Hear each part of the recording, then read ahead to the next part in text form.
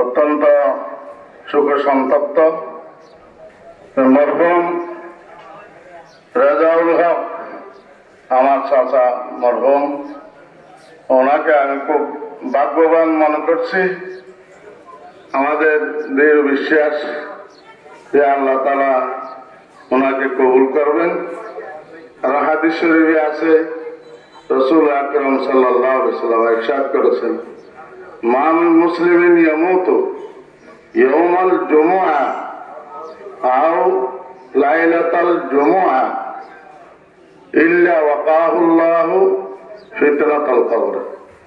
যে কোনো মুসলমান ইমানদার নর নারী জুমাবার ইন্তেকাল করে, জুমাবার দিনে হোক জুমাবার রাত্রে হোক, যে কোনো মুসলমান ইমান নিয়ে দুনিয়া থেকে যাবে, আল্লাহ রসুল সাল্লাল্লাহু আলাইহি ওয়াসাল্লাম সুসংবাদ দিয়েছেন তাকে আল্লাহ কবরের আযাব থেকে হেফাজত করবেন।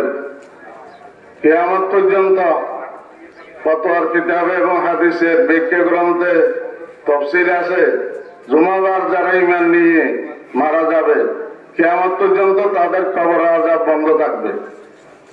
কিয়ামত মাহশারুল ফতোয়ার মধ্যে আছে, ফতোয়া দারুল উলুম দেওবন্দের মধ্যে আছে, এবং মোল্লা আলী কারি রহমতুল্লাহ আলাইহি মিশকাতুশ শরার মধ্যে উল্লেখ করেছেন। আমরা আশা করি আল্লাহর কাছে আল্লাহ তাআলা ওনাকে কবুল করুন, ওনাকে সেই মর্যাদা দান করুন, কবরের আযাব কিয়ামত পর্যন্ত আল্লাহ তাআলা যারা মেহেরবানি করে বন্ধ করবেন। আসসালামু আলাইকুম ওয়া রাহমাতুল্লাহ।